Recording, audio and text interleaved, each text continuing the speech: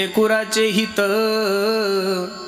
वाहे माऊलीचे चित्त ऐसी कळवळ्याची जाती करीला भावीन प्रीती. प्रस्तुत प्राप्त प्रसंगी प्राप्त वेळी चिंतन रूपी सेवेसाठी निवडलेला अभंग जगद्गुरु जगन्मान्य देहूचे सुप्रसिद्ध साधू वैराग्याचे महामेरू असणारे ज्ञानेश्वरी तुकोबराय यांचा हा 4 चरणाचा अभंग असून अभंग बहुत अंशी सर्वांच्या पाठातला आहे, परिचयाचा आणि ओळखीचा आहे.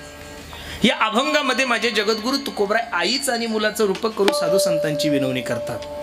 अभंगावर काही चिंतन करण्यापूर्वी अभंगावर प्रतिपाद्य विषय तुम्हा सर्व मायबापासमोर ठेवण्यापूर्वी थोडासा परिहार द्यायचा. तो असा भव्य दिव्य स्वरूपाचा हा एक दिवशी कीर्तन महोत्सव की निमित्तानं आहे, काय कारणानं आहे, तुम्हा सर्व मंडळीला ज्ञात जरी असलं तरी सांगण्यासाठी तुम्ही मला बुलढाणा जिल्ह्याहून बोलवलंय. वैकुंठवासी कैलासवासी गंगा भागीरथी आमच्या इंदुबाई सुदामराव जाधव आईसाहेबांच्या प्रथम पुण्यस्मरणानिमित्त, आईसाहेबांच्या प्रथम वर्षश्राद्धानिमित्त हा भव्य दिव्य स्वरूपाचा कार्यक्रम या सर्व जाधव कुटुंबियांनी केलंय. द्यावे तेवढे धन्यवाद तुम्हा सर्व मंडळीला आहे. कार्यक्रमाचं नियोजन, कार्यक्रमाचं आयोजन, कार्यक्रमाची रंगदेवता जर बघितली तर जगातला कोणताच माणूस असं म्हणणार नाही वर्षश्राद्धानिमित्त कीर्तने महाराज. मागाशी ज्यावेळेस भजन सुरू झालं तर असं वाटलं की ज्ञानोबराय तुकोबरायचा समाधी सोहळा चालू आहे आणि तिथं हा रंगदेवता एवढी. नाही तर एका दिवशी एवढी रंगदेवता एकाच वेळेस जमा होत नाहीये महाराज, बरोबर आहे का नाही. पण ही तारीख घेताना आमच्या पप्पू दादाने त्यांनी मला सांगितलं म्हणे महाराज कार्यक्रम तुमचा आहे आणि तो कसा करायचा ही जबाबदारी तुमच्यावर आहे. खरं सांगू का महाराज, कधी कधी माझ्या बोलण्याचा थोडा राग येतो लोकांना, पण वस्तुस्थिती आहे. संसार तुम्ही जेवढ्या थाटामाटात करता त्याच्याही पेक्षा थाटामाटात माणसाने परमार्थ केला पाहिजेत महाराज. आणि परमार्थ करत असताना तिथं कोणत्याही प्रकारचं नो कॉम्प्रोमाइज झालं पाहिजेत महाराज. 2 तासाचं लग्न असतं तुमच्या मुलीचं, तरी 2 तासाच्या लग्नासाठी जर तुम्ही 50-50 लाख रुपये खर्च करता तर कीर्तन असेल, भजन असेल, भागवत असेल, रामायण असेल, मला तरी असं वाटतं माणसाने हलकटासारखं करूच नाही. कारण त्यानंच दिलेलं आहे त्याच्यासाठी खर्च करण्यासाठी हलकटपणा कशाचा असावा. म्हणून खूप सुंदर नियोजन तुम्ही सर्व मंडळींनी केलंय. द्यावे तेवढे धन्यवाद तुम्हाला सर्व मंडळीला आहे. तसं तर आज हे कीर्तन करावं अशी वेळच पहिली गोष्ट यायला नव्हती पाहिजेत. आईचं माझ्यावर खूप प्रेम होतं.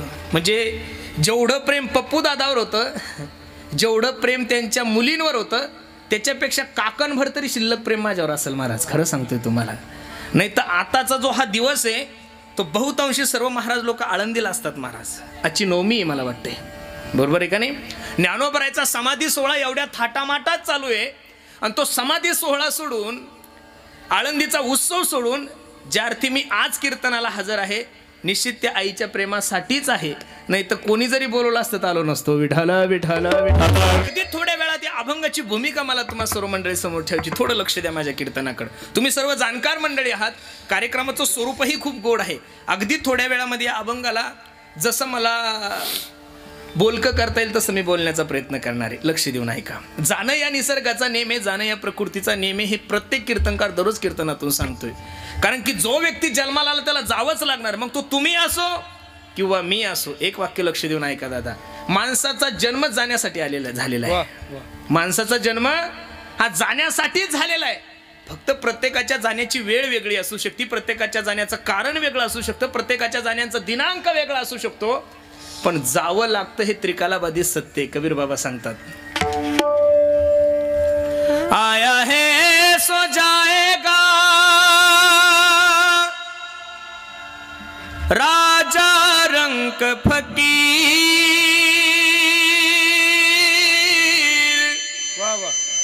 कोई सिंहासन चढ़ा कोई बंधा जंजीर. कुठेही कीर्तनाला गेले की लोक आम्हाला प्रेमानं सांगतात, महाराज आमच्या आईने आमच्यासाठी खूप काही कष्ट केले हो. नेमकं आता खायचे दिवस आले, तिच्या आरामाचे दिवस आले तर ती आई आम्हाला सोडून गेली. काही लोक सांगतात, महाराज माझ्या वडिलांनी खूप काही कष्ट केले आणि आता त्यांच्या आरामाचे दिवस आले, आमच्या खाण्याच्या दिवसामध्ये ते आम्हाला सोडून गेले. 2.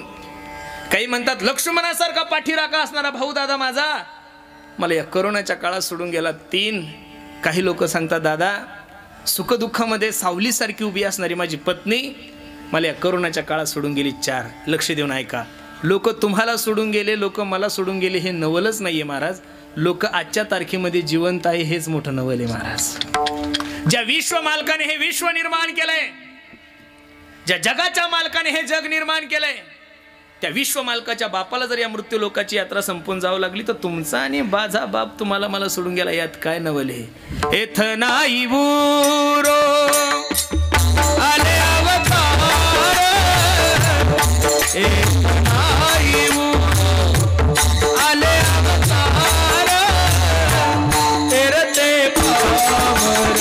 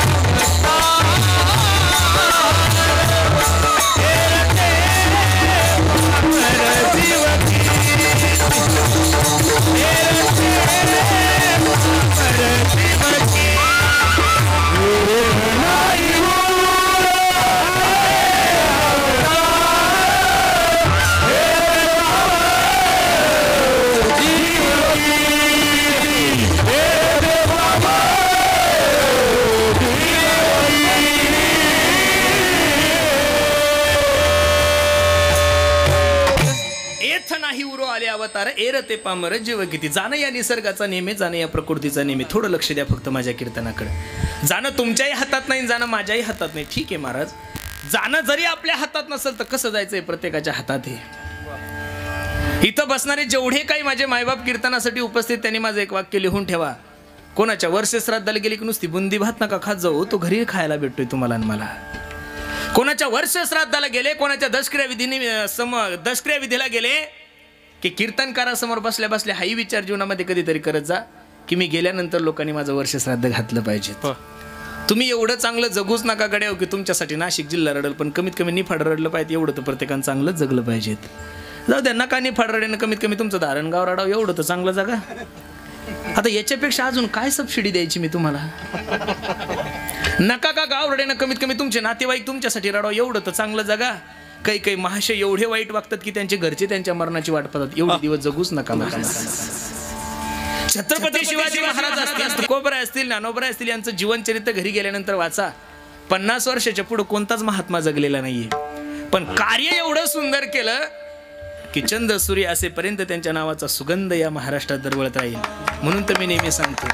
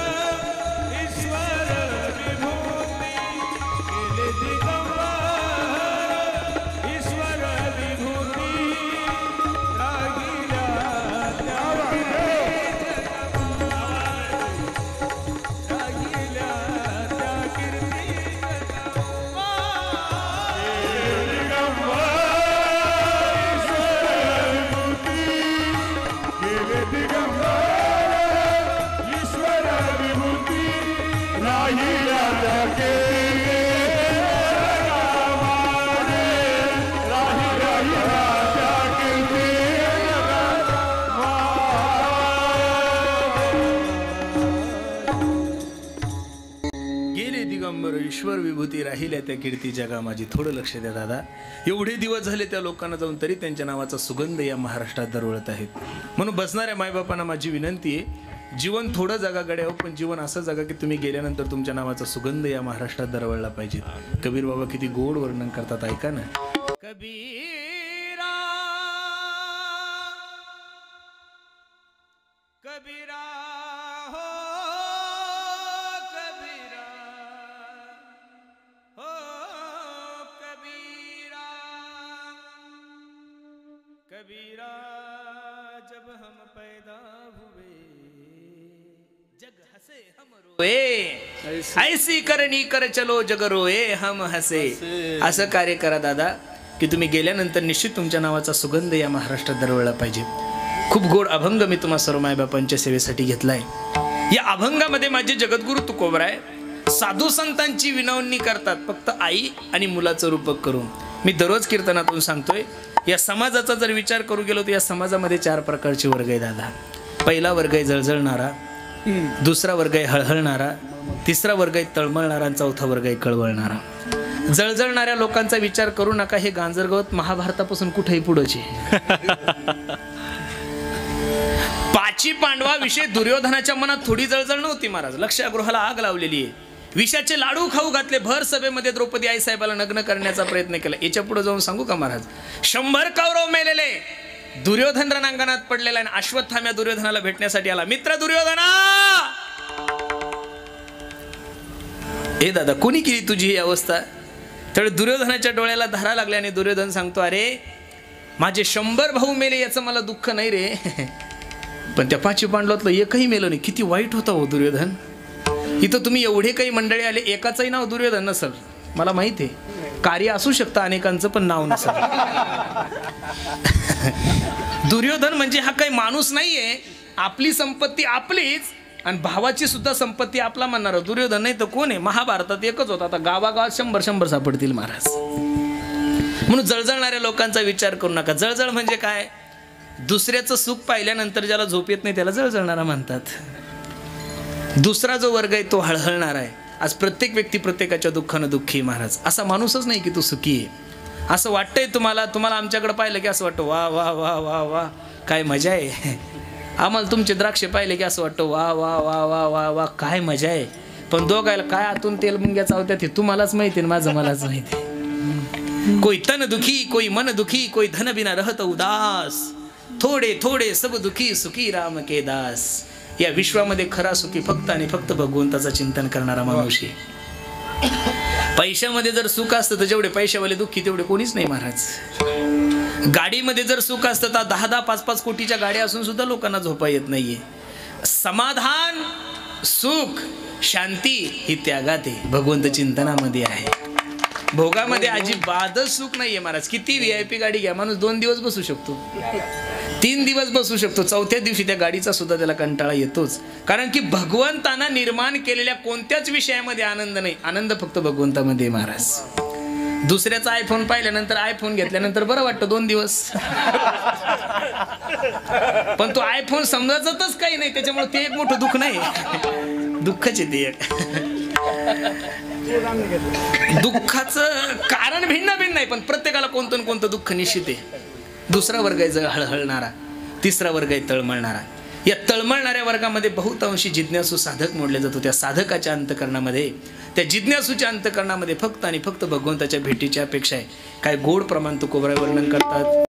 हो ऐसी चिंता करी सदा सर्व काळ, ऐसी चिंता करी सदा चिंता करे सदा सर्व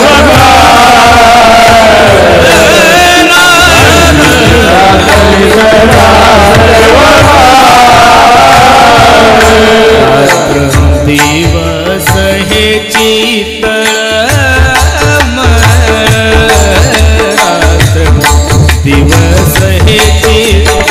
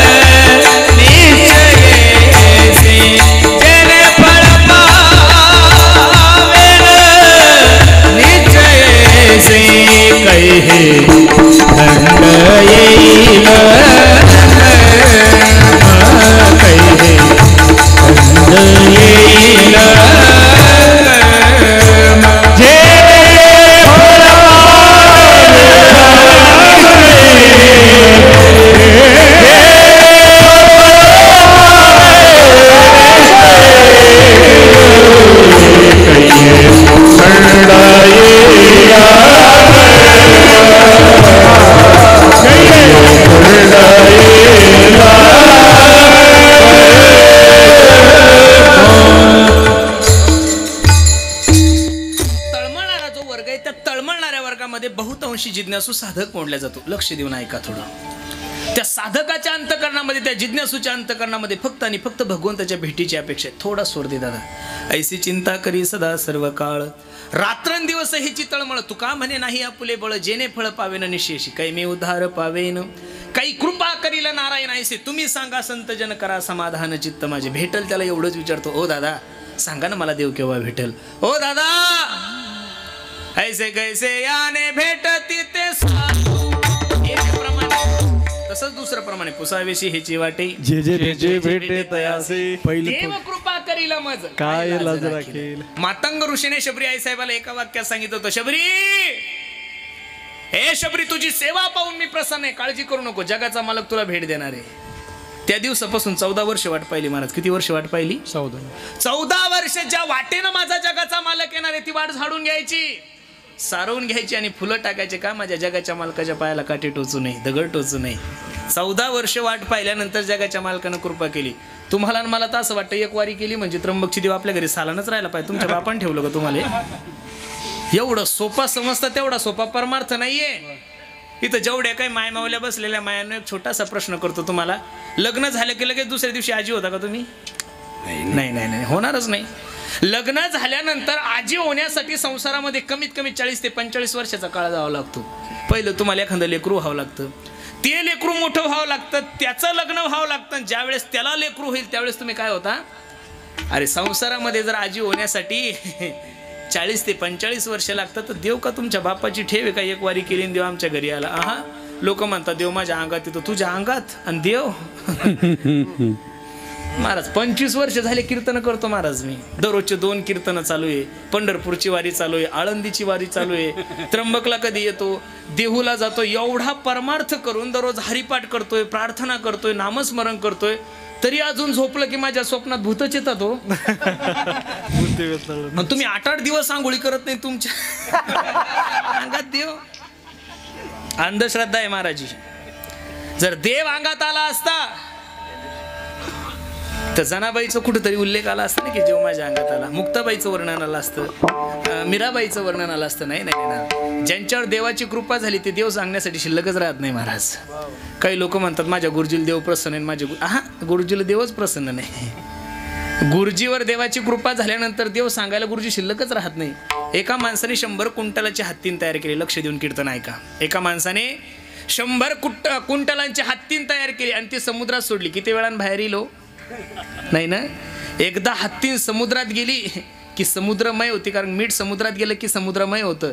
लाली मेरे यार लाल की जित देखूत लाल, मैं देखन गई लाल को मैं हो गई लालम लाल. प्रमाण दुसरा आहे का? देव पाहवयासी गेलो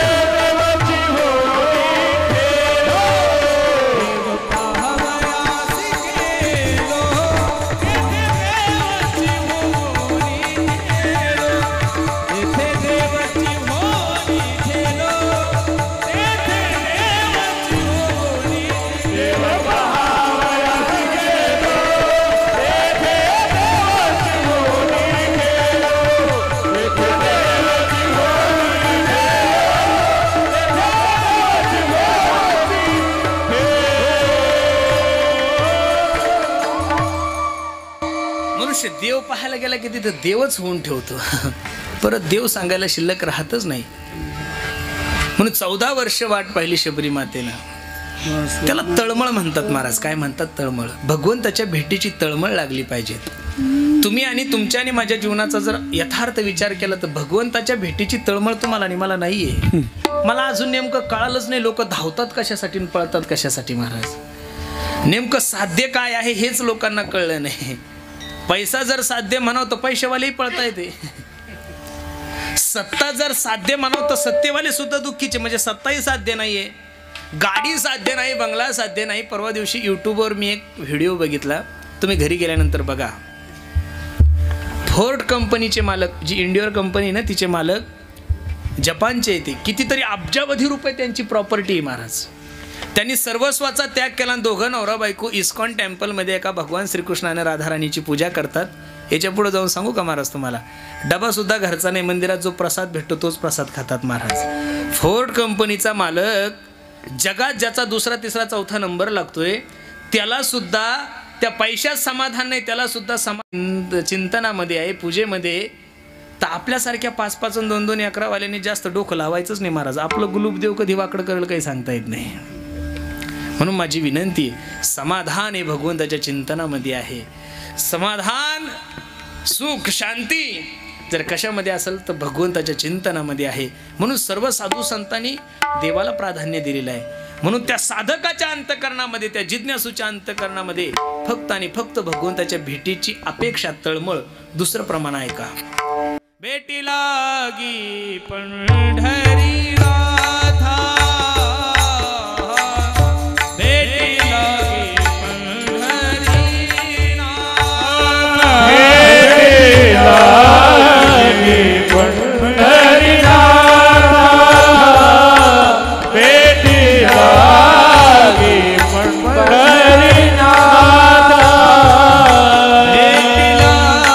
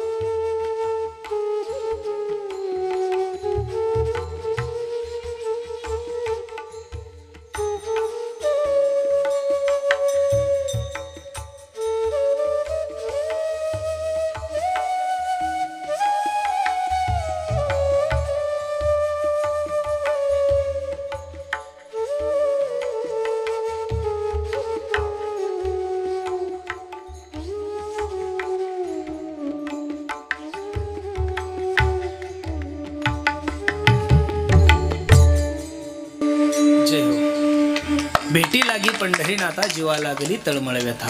तिसरा जो वर्ग आहे तो तळवळणार आहे आणि चौथा वर्ग कळवळणार आहे. काय त्या कळवळणाऱ्या वर्गाची व्याख्या?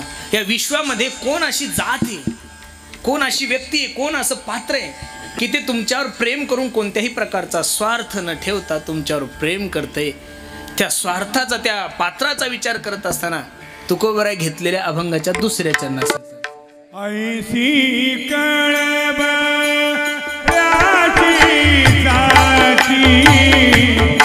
ऐसी कळब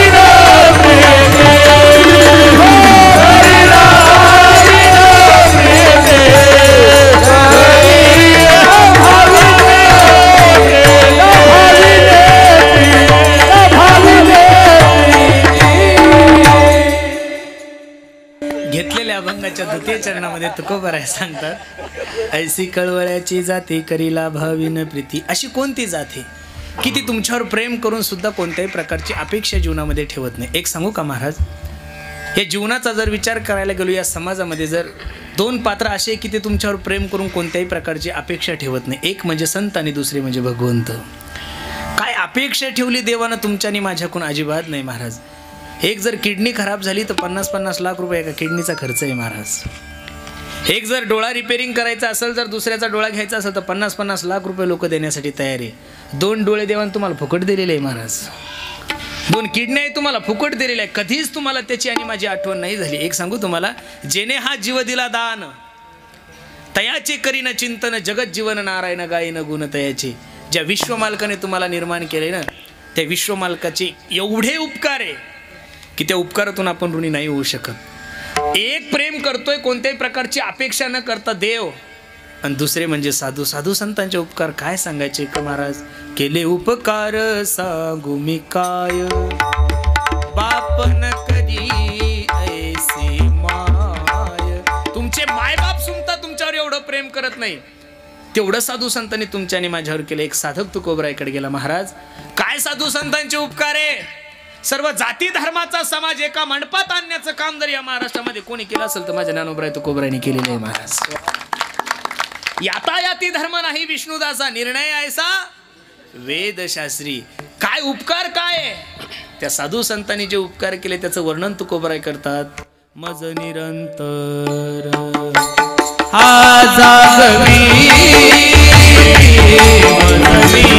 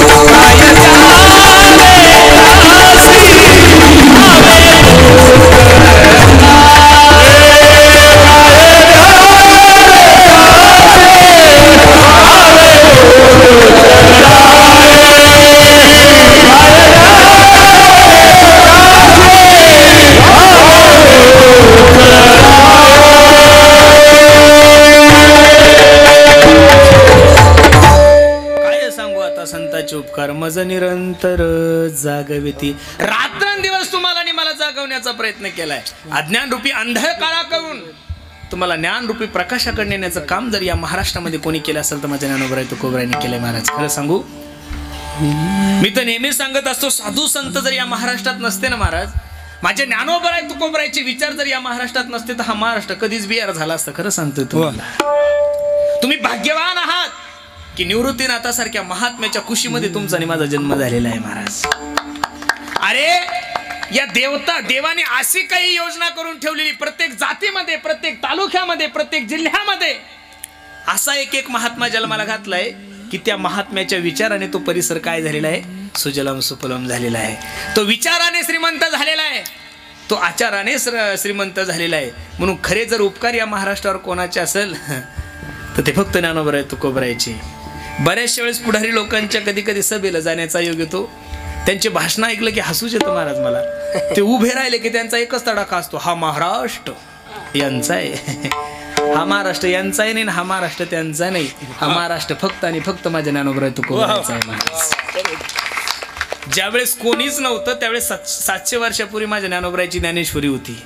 100 वर्षापूर्वीच्या लोकांचं तुम्ही एवढे आवर्जून नाव घेता तर 700 वर्षापूर्वीचं ज्ञानोबरायचं तुम्हाला कार्य मान्य असलंच पाहिजेत महाराज.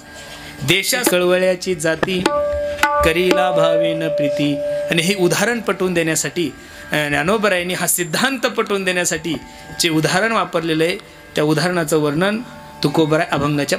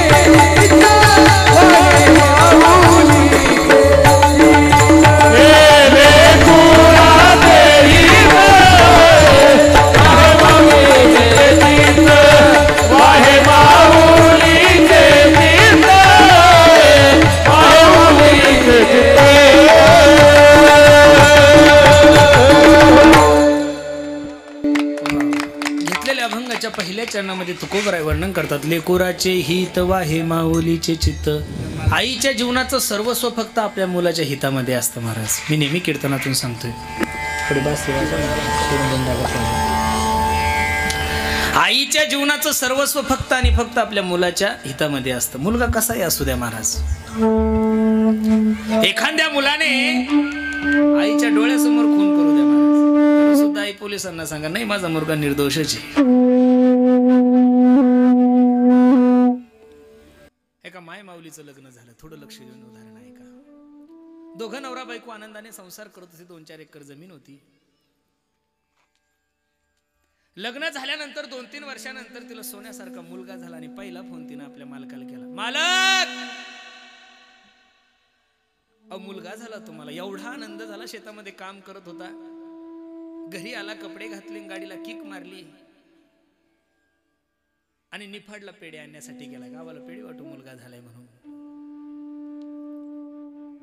भरधाव वेगाने गावात येत असताना एका भरधाव ट्रकवाल्याने उडून दिलंय. रक्ताच्या थारोळ्यामध्ये माणूस पडलाय. नाका तोंडातून पाणी येते. कोणी बघितलंच नाही. रक्त येते, कोणी बघितलंच नाही. जागीच मरण पावलाय. बघता बघता ही बातमी सर्व परिसरात कळाली की माणूस गेलाय, माणूस गेलाय. ज्यावेळेस ती बातमी त्या मायमाऊलीच्या कानावर गेली त्यावेळेस तिने देवाला शिव्या द्यायला सुरुवात केली. पांडुरंगा, अहो विधाता अस्तवन क्वचित दया, थोडी तर दया तुझ्या अंतकरणामध्ये यायला पाहिजेत ना रे देवा. सोन्यासारखी कूस माझी पवित्र केली, सोन्यासारखा मुलगा माझ्या पोटी जन्माला घातलाय आणि तो मुलगा डोळे उघडायच्या अगोदर तू त्याच्या बापाला घेऊन गेला. किती निष्ठुर आहे रे देवा तू. कोणी देव केलाय तुला, तुला कळतंय का काही? सगळं गाव रडतंय, तालुका रडतंय. माणूस खूप चांगला होता. आई रडतीये, बाप रडतोय, बहीण रडतीये, काकू मामा काके सगळे रडतायत. पत्नी सुद्धा जोऱ्या जोऱ्यात रडायला लागली आणि रडता रडता विचार केली, मी जर अशी रडायला लागली तर काय करायचं? या 2 दिवसाच्या लेकराकडे कोणी बघायचं, त्याचा कसा सांभाळ करायचा? म्हणून तिनं सगळं दुःख गिळून घेतलं आणि त्या मुलाचं संगोपन करू लागले. थोडं लक्ष देऊन ऐका फक्त. बघता बघता मुलगा थोडा मोठाही झाला. 10वी 12वीत मुलगा गेल्यानंतर मुलाला इंजिनियर व्हायचं होतं. घरची परिस्थिती नाजूक होती. मुलगा नाराज झाला, आईकडे गेला. माय, ए आई, ऐकलंस का ग, मला सॉफ्टवेअर इंजिनियर व्हायचं ग, 10 लाख रुपये कॉलेजची फी कशी भरायची मी? आई म्हणली, काळजी नको करू बाळा, तुझ्या वडिलांनी 4 एकर जमीन कमवून ठेवलेली. शाहूकाराकडे गेली, शाहूकार ही जमीन तुमच्या नावावर करून घ्या, 10 लाख रुपये द्या मला. 10 लाख रुपये दिले. मुलगा कॉलेजला गेला. पहिलं वर्ष झालं, दुसरं वर्ष झालं, तिसरं वर्ष झालं, चौथं फायनलचं वर्ष. परत 3.5 लाख रुपये कमी पडले. पोरग परत रडायला लागलं. रडता रडता मायला म्हणलं, माय शेवटचे जर 3.5 लाख रुपये नाही भरले तर माझं 4 वर्ष वाया जाईल ग, माझं स्वप्न पूर्ण नाही होणार. काळजी कशाला करतोस बाळा, मी आहे ना.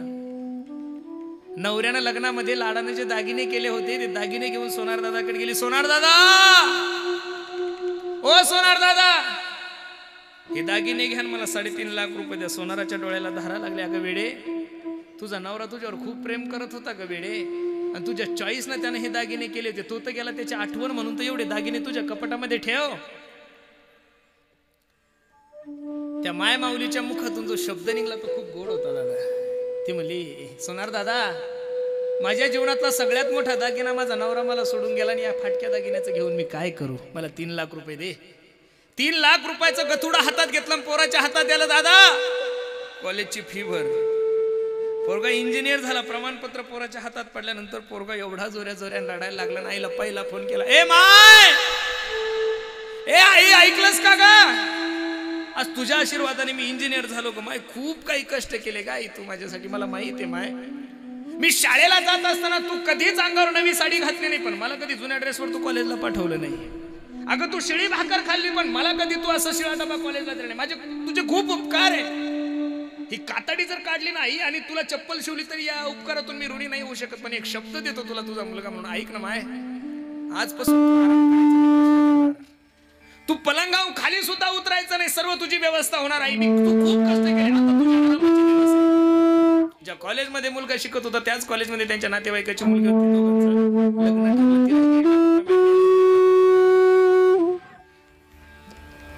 दोघं नवरा बायको त्याच्या माहीच नाही या जगामध्ये किती गोड प्रेम करतोय माझा मुलगा माझ्या. आईचं दुर्भाग्य असं 70-75 वर्षाचं होतं. टीबी दिवसभर मायला काहीच होत नव्हतं, पण सायंकाळ झाली की खूप. अनेक MBBS डॉक्टर लोकांना दाखवलं, अनेक आयुर्वेदाचार्यांना दाखवलं, पण खोकला मात्र राहत नाही. 2 लेकरं झाले. 6 वर्ष आईची सेवा केली. आवाज दिला, मालक, ओ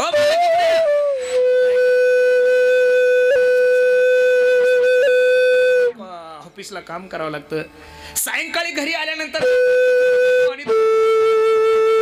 रात्रभर खूप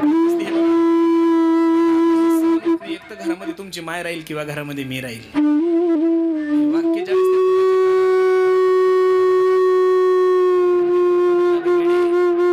2 दिवसाचा असताना माझा बाप मला सोडून गेला ग. या डोळ्यानं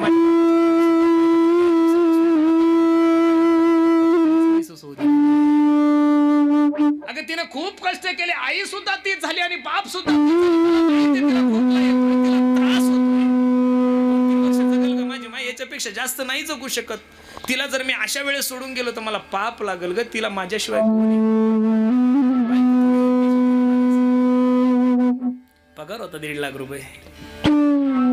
एवढं जर प्रेम तुमचं तुमच्या मायावर असेल तर सांभाळा तुमच्या मायाला. मी चालले घर सोडून. पोराचा नाईलाज झाला. एकीकडे माय एकीकडे बायको. कसं कर.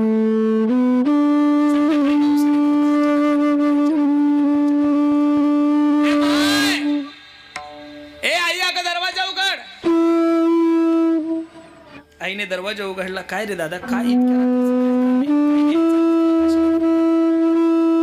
आईचा हात धरला ना काशीला म्हणून एका घनदाट जंगलामध्ये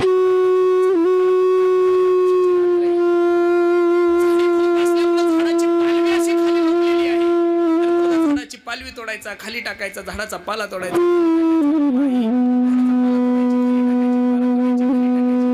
मध्य जंगलामध्ये गेल्यानंतर पोरगा आईला म्हणता, आई 10 मिनिटं इथं बैस, मी आलोच. आईला कळलं आता बरडा फोडला त्या मायाने. पोराला आवाज दिला, ए पोरा इकडे. मला माहिती रे तुला माझी अडचण झाली. मी काल तुमचं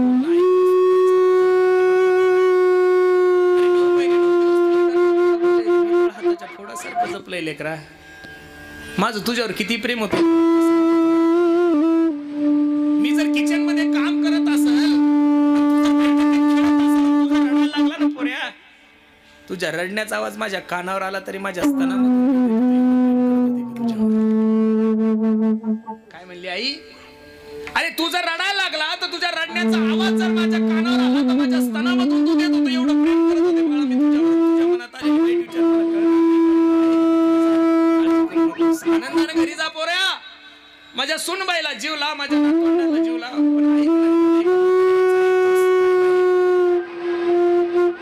मी ज्या रस्त्याने पाला टाकलाय ना त्या पाल्या पाल्याने हे जंगल आहे.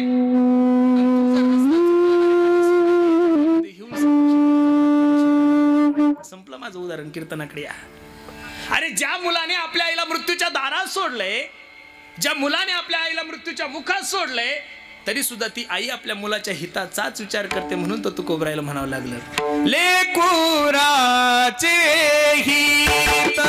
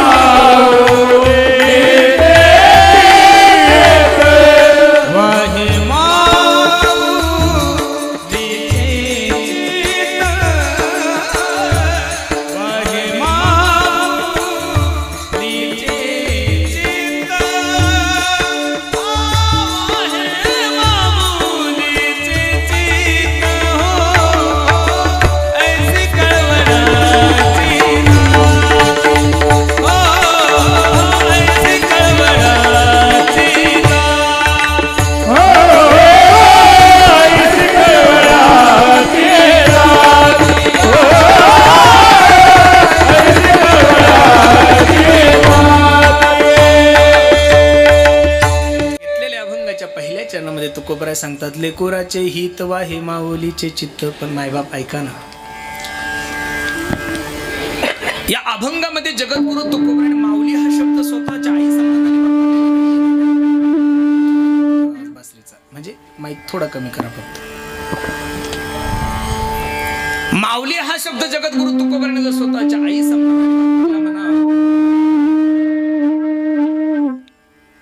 तर जगद्गुरु तुकोबरायच्या गाथ्यामध्ये काही अभंग असे की माये बापे सांभाळतील उभा करणी.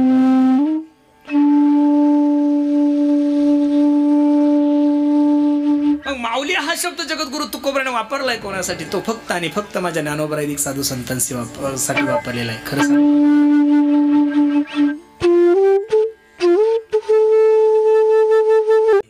नानाबाई माझी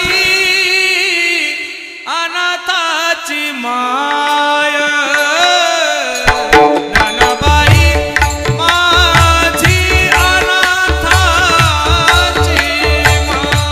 ज्ञानाबाई माझी अनाथाची माय, ज्ञानाबाई माझी अनाथाची माय, ज्ञानाबाई माझी अनाथाची माय, ज्ञानाबाई माझी अनाथाची माय, ज्ञानाबाई माझी अनाथाची माय, ज्ञानाबाई माझी अनाथाची माय. एका जनार्दनी वंदित से हो, एका जनार्दनी वंदित से न पाहे आती कुळाचा विचार, न पाहे आती कुळाचा विचार. एका जनार्दनी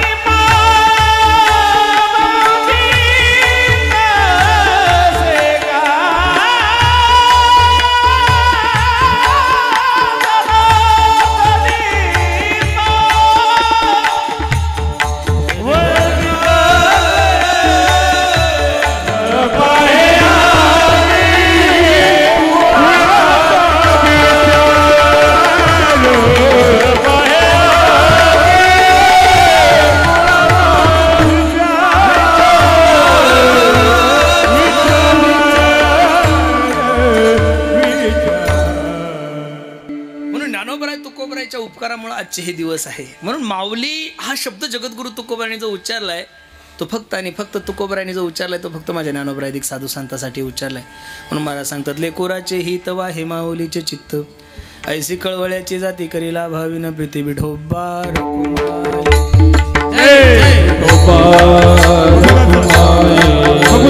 हरी जय जय जय जय राम, हरी हरी जय जय जय जय राम, जय जय राम, हरी विठोबा, हरी जय जय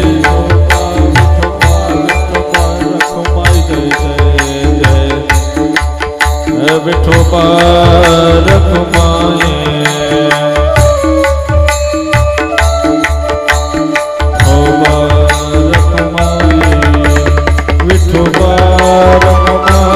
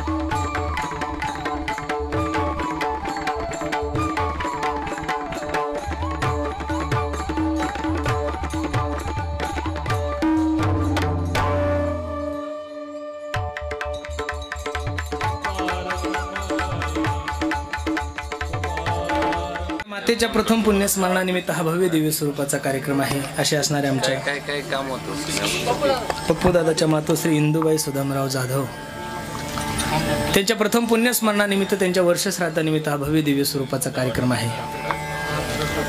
आणि त्यानिमित्त तुम्हा सर्व मायबापाच्या दर्शनाचा योग माझ्या जीवनामध्ये प्राप्त झालाय. खूप गोड नियोजन तुम्ही सर्व मंडळींनी केलं. नजर लागाव एवढा सुंदर कार्यक्रम महाराज. खरं सांगतो स्वामी तिन्ही जगाचा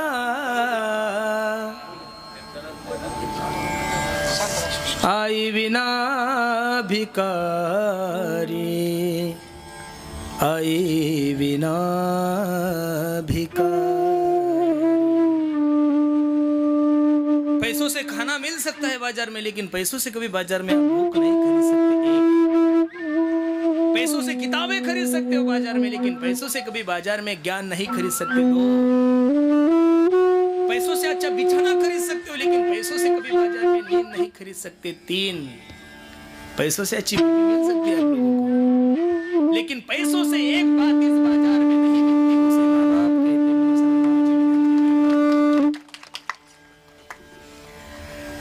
प्रवास करून रात्री 4 वाजता घरी जा, 5 वाजता घरी जा, आणि दरवाजावर थाप टाका, "अगे दार उघड." रात्री 5 वाजता तुमची बायको दार उघडून दंदन करेल, घरात निघून जाईल, तिच्या बेडरूम मध्ये झोपून राहील. पण त्याच दाराजवळ तुमची आई झोपलेली असू द्या, रात्रीच्या 5 वाजता तिच्या मुखातून पहिला शब्द येतो, "बाळा ए सोन्या." 5 वाजले बाळा, किती वेळ कुठं होता एवढा वेळ? एवढा वेळ असतो का? आणि रात्री 5 वाजता तिच्या मुखातून पहिला जो शब्द निघतो, "बाळ्या 5 वाजले, जेवलास का रे तू?" जगामध्ये फक्त हा शब्द जर कोणाच्या मुखातून उद्भवत असेल तर तिचं नाव माय आहे महाराज. बायकोचं वर्णन कुठंच केलेलं नाहीये. ज्ञानेश्वरीमध्ये बायकोचं वर्णन कुठंच केलेलं नाही. ज्या ज्या ठिकाणी वर्णन झालंय ते फक्त आईचं झालेलं आहे.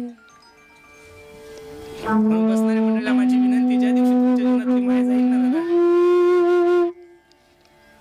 त्या दिवशी समजून चला की जीवनातलं प्रेमच संपलं. आणि ज्या दिवशी बाप जाईल त्या दिवशी जीवनात आईचं खूप प्रेम असतं लेकरावर. किती वर्णन करायचं महाराज, किती उदाहरणं सांगायची. एका माय माऊलीचा डोळा खराब झाला, रडायला लागली, ते आपल्या लेकराला सांगते, "दादा ए सोन्या."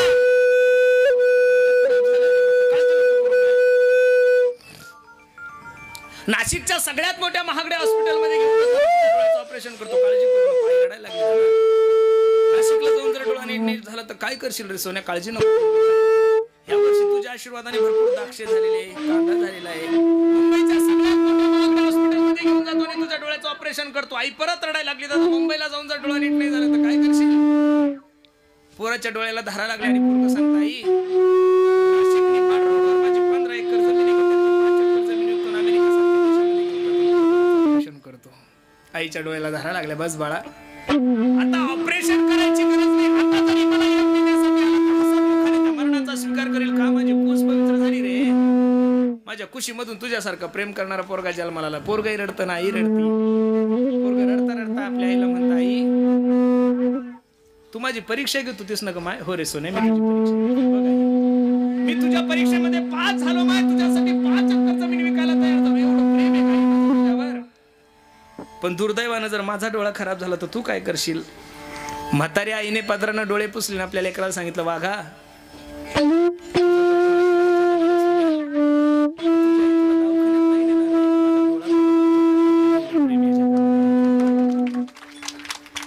म्हणून तर मी नेहमी मोठ्या प्रेमानं म्हणत असतो सर्वांना, आई माझी मायेचा सागर दिला तिने